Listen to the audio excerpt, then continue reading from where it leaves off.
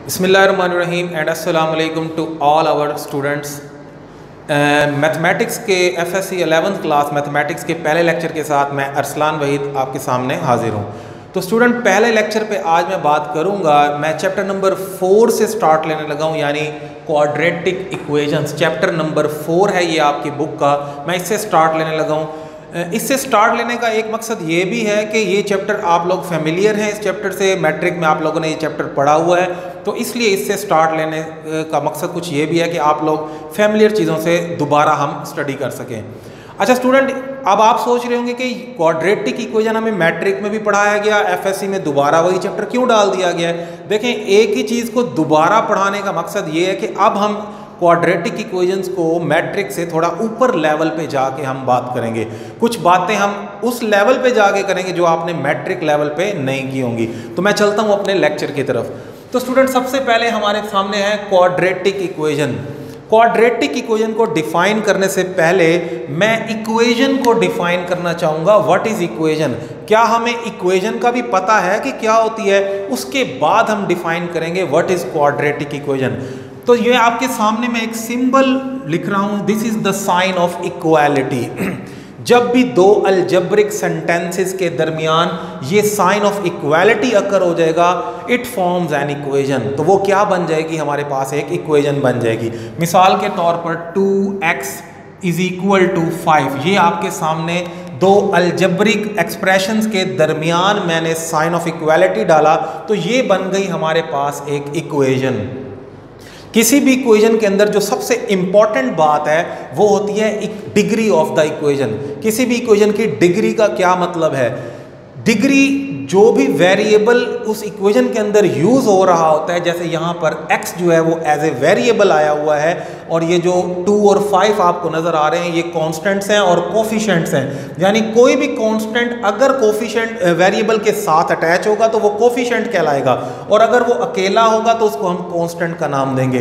तो यहाँ पर जो हाईएस्ट पावर देख रहे हैं आप, वेरिएबल की हाईएस्ट पावर वो 1 है। इस तरह हम कह सकते हैं कि इस इक्वेशन की जो डिग्री है वो 1 है।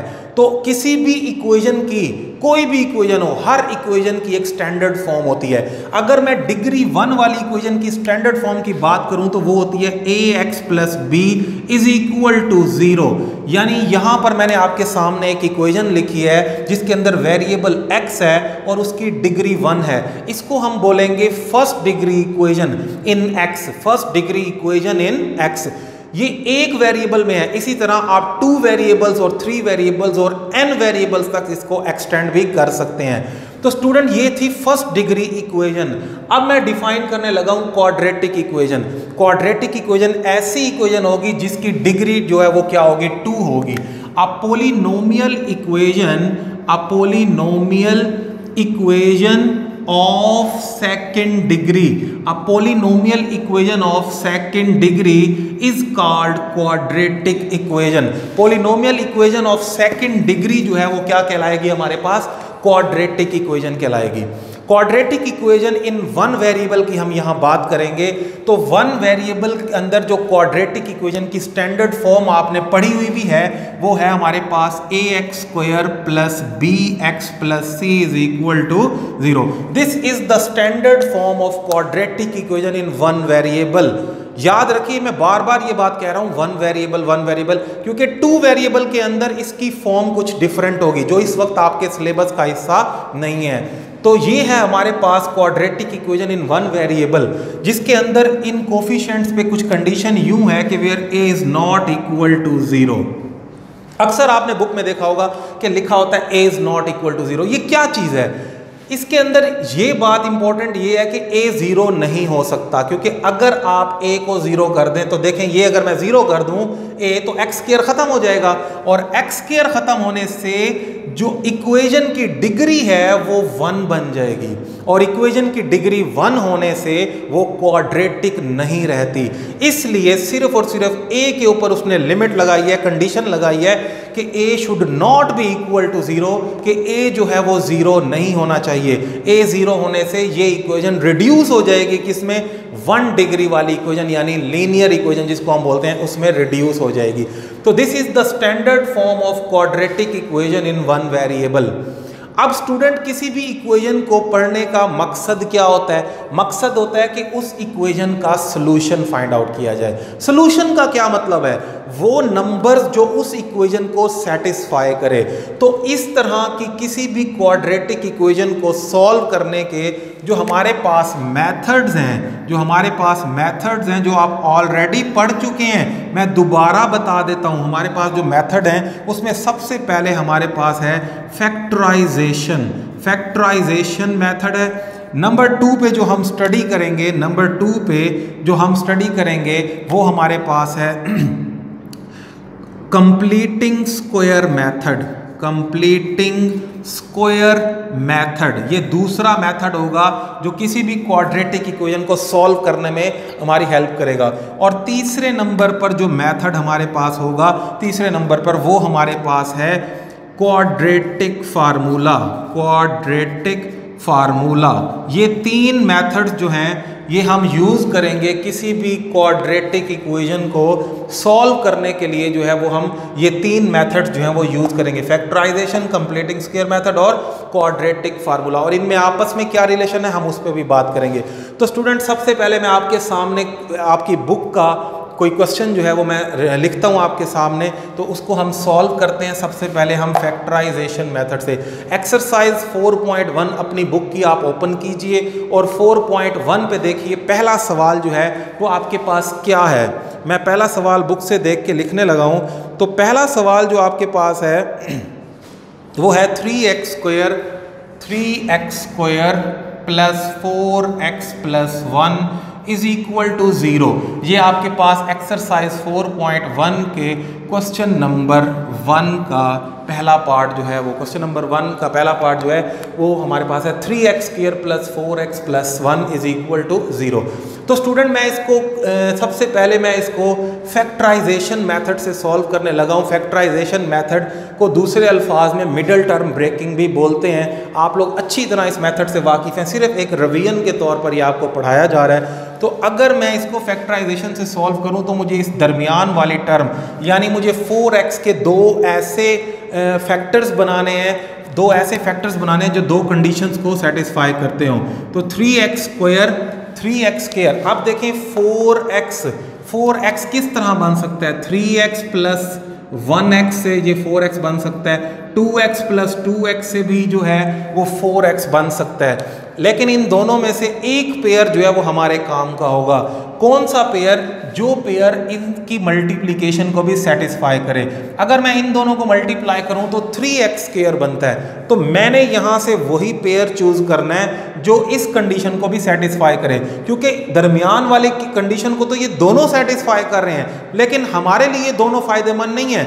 हमें वो पेयर चाहिए जो इसकी मल्टीप्लिकेशन का आंसर जो आ रहा है वही आंसर प्रोवाइड करे। तो आप देख सकते हैं कि ये पेयर यानी 3x और 1x जो है वो इसकी कंडीशन को सेटिस्फाई कर रहे हैं। तो 4x की मिडिल टर्म ब्रेकिंग की मैंने, यानी ये मिडिल टर्म है, इसकी मैंने ब्रेकिंग की। 3x प्लस 1x को खाली x लिखा जाता है, प्लस 1 इज इक्वल टू 0। तो स्टूडेंट, पहले आपके पास ये 3 टर्म्स थी, अब ये 4 टर्म्स हो गई हैं। इन 4 टर्म्स में से आपने इन 2 टर्म्स में से कॉमन लेना है और इन 2 टर्म्स में से कुछ कॉमन लेना है। इन 2 टर्म्स में से मैं देखूं तो मेरे पास जो कॉमन आ रहा है वो 3x आ रहा है। ब्रैकेट में क्या बचेगा? 3x स्क्वायर में से 3x निकल जाए तो हमारे पास ओनली x बचेगा, प्लस यहाँ हमारे पास 1 आ जाएगा।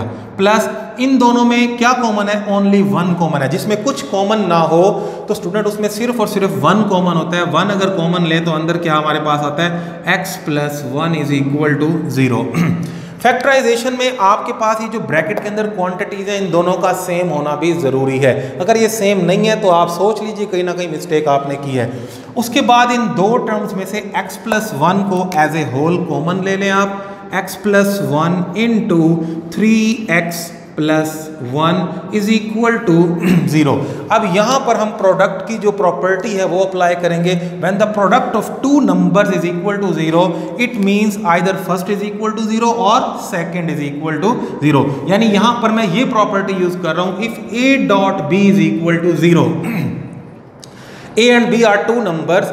अगर दो नंबर्स की प्रोडक्ट जीरो है तो इसका रिजल्ट ये होता है कि either a is equal to zero और b is equal to zero. तो इन दोनों में से किसी एक का जीरो होना 100% मस्ट होता है।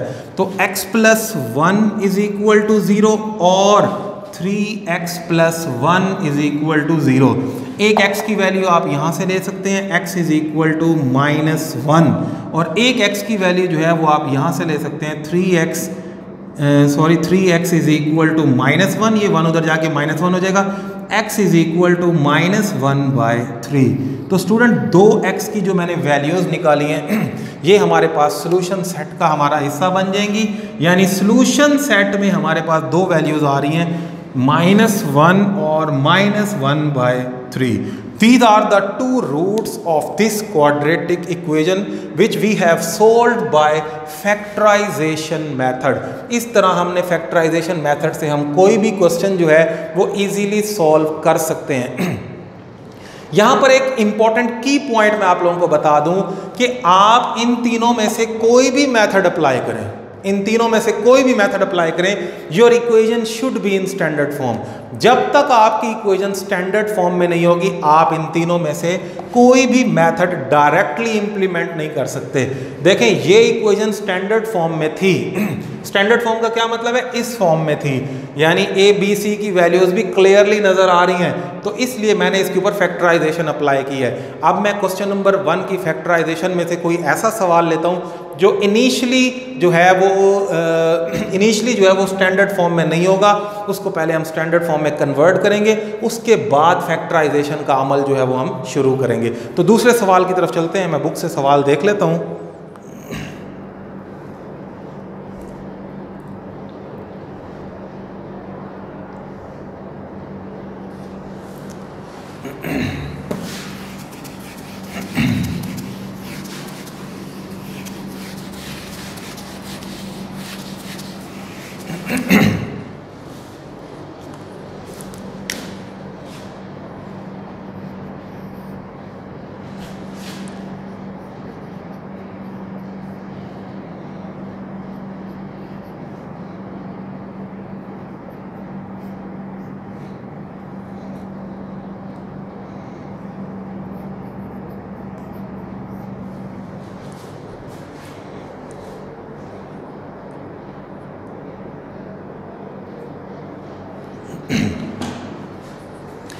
तो स्टूडेंट मैंने दूसरा सवाल जो चूज़ किया है वो क्वेश्चन नंबर 5 है आपकी एक्सरसाइज 4.1 में जो क्वेश्चन नंबर 5 है, फैक्टराइजेशन का मेथड हम जो है वो यूज़ कर रहे हैं। फैक्टराइजेशन के मेथड के अंदर जो क्वेश्चन नंबर 5 है, बुक में भी उसने कहा है कि इसको फैक्टराइजेशन से सॉल्व करें। तो स्टूडेंट मैं इसको फैक्टराइजेशन से सॉल्व करने लगा हूं। अब आप देखें इनिशियली ये क्वेश्चन जो है वो ये इक्वेशन जो है ये स्टैंडर्ड फॉर्म में नहीं है, यानी इस फॉर्म में नहीं है। तो मैंने कहा था कि जब तक आपकी इक्वेशन स्टैंडर्ड फॉर्म में नहीं आती आप जो है उसके ऊपर कोई भी मेथड इंप्लीमेंट नहीं कर सकते। तो सबसे पहले इसको मैं स्टैंडर्ड फॉर्म में कन्वर्ट करूंगा। स्टैंडर्ड फॉर्म में ले जाने के लिए मुझे इसको लेफ्ट और राइट दोनों मल्टीप्लिकेशंस कंप्लीट करनी पड़ेंगी। इसको अंदर मल्टीप्लाई करवाइए, ये बनेगा x square plus 7x is equal to, यहाँ मल्टीप्लीकेशन करें तो ये बनता है 2x square plus 8x minus x, यानी इसको इससे मल्टीप्लाई करें -4। सारी वैल्यूज एक तरफ हम कर देते हैं, ये वैल्यूज इधर आ जाएं, यहाँ x स्क्वायर है, ये 2x स्क्वायर इधर आके माइनस हो जाएगा, तो यहाँ हमारे पास ओनली -x स्क्वायर बचेगा, क्योंकि x स्क्वायर में से 2x स्क्वायर माइनस हो जाएगा। अच्छा 8x में से 1x निकल गया 7x, यहाँ भी 7x है, ये 7x इधर आके -7x होगा, दोनों कैंसिल हो जाएंगे, तो इसको हम कैंसिल आउट कर सकते हैं। तो ये तो ख़त्म हो गया। उसके बाद हमारे पास ये -4 इधर आके +4 हो जाएगा इज इक्वल टू 0। इसमें से माइनस कॉमन ले लें आप, तो ये बन जाएगा हमारे पास x square -4 is equal to 0। देखें आपकी इक्वेशन जो है वो इससे रिड्यूस होके इस फॉर्म में आ गई है, और ये कौन सी फॉर्म है, this form is called pure quadratic equation. Pure quadratic equation इसको इसलिए कहा जाता है कि ये जो स्टैंडर्ड फॉर्म है आपके पास, चले मैं यहाँ एक्सप्लेन कर देता हूँ कि ax square plus bx plus c is equal to 0, ऐसी इक्वेशन क्वाड्रेटिक जिसके अंदर ये b 0 हो जाए, जिसके अंदर b क्या हो जाए 0 हो जाए, तो उसकी शक्ल बनती है ax square plus c is equal to 0 sorry ax square plus c is equal to 0, this is called pure quadratic equation. तो आप देख सकते हैं इस वक्त ये प्योर क्वाड्रेटिक इक्वेशन की फॉर्म में आ चुकी है। जब ये आपकी इस तरह की फॉर्म में आ जाएगी आपका सॉल्यूशन इजी हो जाएगा, आपको मिडिल टर्म ब्रेकिंग करनी ही नहीं पड़ेगी क्योंकि यहाँ पर कोई मिडिल टर्म होती ही नहीं है। तो यहाँ तो डायरेक्ट आप रिजल्ट निकाल सकते हैं। X square is equal to, ये 4 उधर जाके ऐड हो जाएगा, दोनों तरफ स्क्वायर रूट जब मैं अप्लाई करूँगा, taking square root on both side, तो x square square root is equal to plus minus 4 square root. आपको पता है कि जब भी दोनों तरफ आप स्क्वायर रूट अप्लाई करते हैं प्लस माइनस डालते हैं। प्लस माइनस डालने की रीज़न क्या है आप लोग अच्छी तरह जानते होंगे। अगर आप लोगों को नहीं पता तो आप लोग मुझे बता सकते हैं, मैं इस बात को भी एक्सप्लेन कर दूंगा कि क्यों आखिर हम जब भी किसी नंबर के ऊपर स्क्वायर रूट अप्लाई करते हैं तो प्लस माइनस क्यों लगाया जाता है, इस बात की एक्सप्लेनेशन भी मैं दे दूंगा। तो यहाँ हमारे पास x की 2 वैल्यूज सामने आती हैं, यानी x is equal to plus minus 2। In values को उठा के सोल्यूशन सेट में अगर हम डाल दें तो सोल्यूशन सेट में हमारे पास प्लस 2 और माइनस 2 इकट्ठा भी लिख सकते हैं और इस तरह भी आप लिख सकते हैं। तो स्टूडेंट ये था हमारे पास क्वेश्चन नंबर 5 जिसको हमने फैक्टराइजेशन मेथड से जो है वो सॉल्व किया। तो अपने अगले क्वेश्चन की तरफ हम चलते हैं।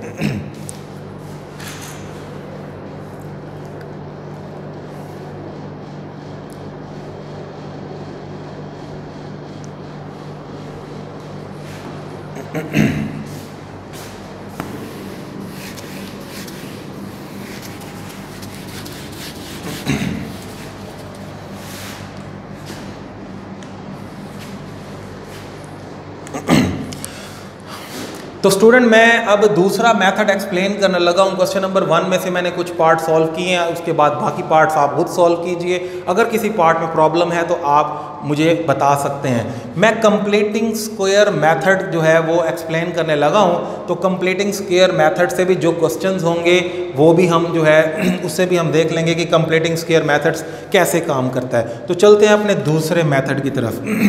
तो स्टूडेंट कंप्लीटिंग स्क्वायर मेथड के लिए मैं आपको कुछ स्टेप्स लिखवा देता हूँ। वो स्टेप्स अगर आप लोग याद कर लें या उनकी प्रैक्टिस कर लें तो इट इज़ गारंटेड कि आपका सवाल गलत नहीं हो सकता। तो अपनी कॉपी पेंसिल निकालिए और मेरे साथ वो स्टेप्स जो है साथ साथ नोट कर लीजिए। इन स्टेप्स को ही मैं फॉलो करके आपके सामने जो है वो क्वेश्चन जो है वो सॉल्व कर दूंगा। Steps for completing square. सबसे पहला स्टेप क्या होगा तो मेरे साथ साथ नोट कीजिए। सबसे पहला स्टेप ये है, make the coefficient of x square is 1। Student सबसे पहले आपने ये करना है कि आपको जो इक्वेशन दी गई होगी उसमें एक्स स्क्वायर के कोफिशिएंट को आपने 1 बनाना है। अगर तो वो 1 है उसको आप स्किप कर दें, पहला स्टेप आपका स्किप हो गया। लेकिन अगर 1 नहीं है, कोई और नंबर है 2, 3, 4, 5, उसको 1 बनाने के लिए पूरी इक्वेशन को आपको उस नंबर पे डिवाइड करना पड़ेगा। स्टेप नंबर 2 देखें। स्टेप नंबर 2 है आपके पास शिफ्ट कांस्टेंट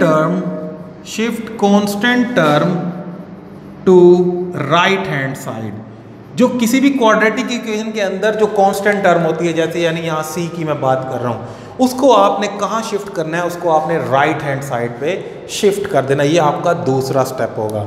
तीसरा स्टेप नोट कीजिए। तीसरा स्टेप जो कि इंपॉर्टेंट स्टेप है, सबसे इंपॉर्टेंट स्टेप जो है वो तीसरा है। क्या है तीसरा step? Add the half of square of coefficient of x on both sides. क्या मतलब है इस बात का? आपने दोनों तरफ कुछ ऐड करना है। क्या? Half of the square of the coefficient of x, यानी कोफिशिएंट ऑफ एक्स, यानी इस b की मैं बात कर रहा हूं। x के साथ जो भी नंबर होगा उसका हाफ करेंगे आप। हाफ करने के लिए 2 पे डिवाइड कर दें, 1/2 से मल्टीप्लाई कर दें, फिर उसका स्क्वायर लेंगे। देखिए ऐड करना है half of the square of the coefficient of x। Half of the square of the coefficient of x added on both side. ठीक है, ये आपने दोनों तरफ ऐड कर देना है। उसके बाद आपके पास जो साइड होगी वो कंप्लीट स्क्वायर बन चुकी होगी। उसके बाद आखिरी स्टेप आपने क्या करना होगा, taking square root on both sides, दोनों तरफ स्क्वायर रूट अप्लाई करना है with plus minus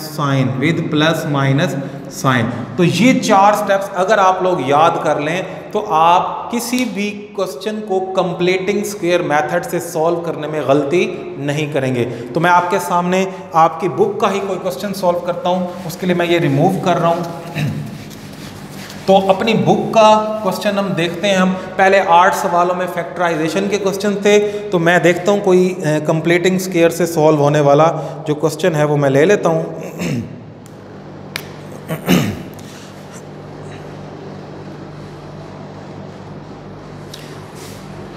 x square minus 2x minus 899 is equal to 0। ये आपकी बुक का क्वेश्चन नंबर 9 है। X square minus 2x minus 899 is equal to 0। तो student मैंने आपकी बुक एक्सरसाइज 4.1 का क्वेश्चन नंबर 9 लिया है और इसको मैं अब कंप्लीटिंग स्क्वायर से सॉल्व करने जा रहा हूँ। कंप्लीटिंग स्क्वायर मेथड के 4 स्टेप्स मैंने आपको लिखवाए हैं। मैं इन्हीं स्टेप्स के फॉलो करते हुए इस क्वेश्चन को सॉल्व करूंगा और आप देखेंगे कि अब से पहले आपने इस तरह कंप्लीटिंग स्क्वायर को नहीं समझा होगा। तो ये स्टेप्स याद करने से आपको कंप्लीटिंग स्क्वायर बहुत ही आसान लगेगा। तो सबसे पहला स्टेप क्या है, चलते हैं जी पहले स्टेप की तरफ। Make the coefficient of x square is 1।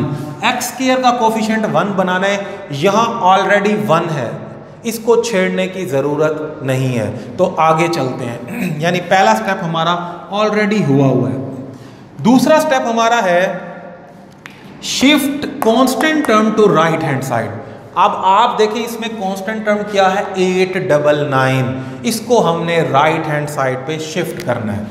X square minus 2x is equal to 899। तो स्टूडेंट ये दूसरा स्टेप हमारा हो गया कि कांस्टेंट टर्म को हमने कहाँ शिफ्ट करना था, राइट हैंड साइड पे शिफ्ट करना था। तो मैंने उसको राइट हैंड साइड पे शिफ्ट कर दिया है। नंबर तीसरे पे आते हैं, adding the half of the square of the coefficient of x on both side. सबसे पहले मैं कोफिशिएंट ऑफ एक्स देखता हूं। देखिए यहाँ कोफिशिएंट ऑफ एक्स जो है वो 2 है, 2 या -2 जो मर्जी ले लें, क्योंकि स्क्वायर लेना है तो वो पॉजिटिव ही हो जाएगा। 2 को हाफ करने के लिए 2 पे डिवाइड कर दें या 1/2 से मल्टीप्लाई कर दें। 1/2 से मल्टीप्लाई करने का मैं इसलिए कहता हूँ क्योंकि ये तो नंबर था 2, इसका हाफ आपको पता है कि 1 बन जाएगा। लेकिन सपोज अगर नंबर इस तरह होता 3/7 और मैं आपसे कहता इसका हाफ करें, फिर थोड़ी सी आपको कन्फ्यूजन हो जाती कि मैं 2 कहाँ डिवाइड करूँ। एक ट्रिपल स्टोरी जो है वो बन जाती है, स्टूडेंट्स को परेशान करती है। इसलिए किसी भी नंबर को हाफ करने के लिए उसको 1/2 से मल्टीप्लाई कर दिया करें। 3/14 यानी 3/7 का हाफ कितना बनता है, 3/14। ये सिर्फ आपको समझाने के लिए था। तो स्टूडेंट यहाँ पर जो x का कोफिशिएंट है उसका हाफ करना है, हाफ 1 बनता है और उसका स्क्वायर लेना है। देखें square of the coefficient of x, half of the square of the coefficient of x is added on both side. आप क्या करें, दोनों तरफ x square minus 2x plus 1 का स्क्वायर इधर भी ऐड कर दें, 899 प्लस 1 का स्क्वायर इधर भी ऐड कर दें। अब देखें तीसरा स्टेप हमारा हो चुका है। अब अगर आप यहां पर गौर करें लेफ्ट हैंड साइड पे, तो यहां a माइनस बी का होल स्क्वायर ओपन हुआ है, a square minus 2ab plus b square. तो इसको अगर मैं क्लोज करके लिखूं तो ये बनता है x माइनस 1 का होल स्क्वायर, क्योंकि अगर आप इसको ओपन करें x माइनस 1 का होल स्क्वायर तो यही जो है एक्सप्रेशन आपके सामने आता है। और यहाँ 899 के अंदर अगर 1 ऐड कर दें तो ये बन जाता है 900। तो स्टूडेंट हमने 3 स्टेप्स मुकम्मल कर लिए हैं कंप्लीटिंग स्क्वायर के। आखिरी स्टेप रहता है, आखिरी स्टेप भी मैं कंप्लीट करने लगा हूं, taking the square root on both side. दोनों तरफ स्क्वायर रूट अप्लाई करने की रीज़न क्या थी, वो रीज़न ये थी कि किसी भी इक्वेशन के अंदर से वेरिएबल की वैल्यू फाइंड आउट करनी होती है। यहाँ जो हमारा वेरिएबल x है वो चूंकि स्क्वायर के अंदर फंसा हुआ है, उसको बाहर निकालना है। और आप जानते हैं कि स्क्वायर का एंटी स्क्वायर को ख़त्म करने वाली चीज़ वो स्क्वायर रूट है, इसलिए दोनों तरफ स्क्वायर रूट अप्लाई किया जाएगा विद प्लस माइनस साइन। तो ये बना x minus 1 whole square is equal to 900। दोनों तरफ लें जी, स्क्वायर रूट अप्लाई हो गया, यहाँ plus minus square root apply हुआ, ये कैंसिल हो गया। तो यहाँ बना हमारे पास x minus 1 is equal to plus minus 30, क्योंकि 900 का स्क्वायर रूट लें तो वो क्या बनता है, 30 बनता है। दो कंडीशंस हमारे सामने आ रही हैं, एक आ रही है x minus 1 is equal to positive 30 और एक आ रहा है x minus 1 is equal to negative 30। यहाँ से अगर x की वैल्यू निकालें 30 प्लस 1 यानी x इज इक्वल टू 31, और यहाँ से अगर मैं वैल्यू निकालूं x is equal to minus 30 plus 1 यानी x is equal to minus 29। तो स्टूडेंट ये दो x की सॉल्यूशंस यानी कि रूट्स हमारे सामने आई हैं, इसको उठा के हम सॉल्यूशन सेट में डालते हैं। तो सॉल्यूशन सेट में minus 29, 31, these are the two roots of this quadratic equation which we have solved by completing square method using these 4 steps। तो स्टूडेंट मैं उम्मीद करता हूं कि आपको ये 4 स्टेप्स अच्छी तरह समझ आ गए होंगे। तो आज का हमारा लेक्चर यहीं पे ख़त्म होता है। अब इसी तरह आप अपनी बुक पे देख सकते हैं क्वेश्चन नंबर 9, 10, 11, 12, 13, 14 तक आपके पास जो है वो कंप्लीटिंग स्क्वायर के ही क्वेश्चंस हैं। स्टूडेंट इन 4 स्टेप्स को याद कर लें, कोई सवाल आपके लिए कोई मसला नहीं है। मैं उम्मीद करता हूँ कि ये 6 के 6 सवाल कंप्लीटिंग स्क्वायर से आप लोग अच्छी तरह कर लेंगे। तो अगले लेक्चर में इंशाल्लाह हम अपना लास्ट मेथड यानी कि क्वाड्रेटिक फार्मूले पे हम बात करेंगे। तब तक के लिए मुझे इजाज़त दें। अल्लाह हाफिज़।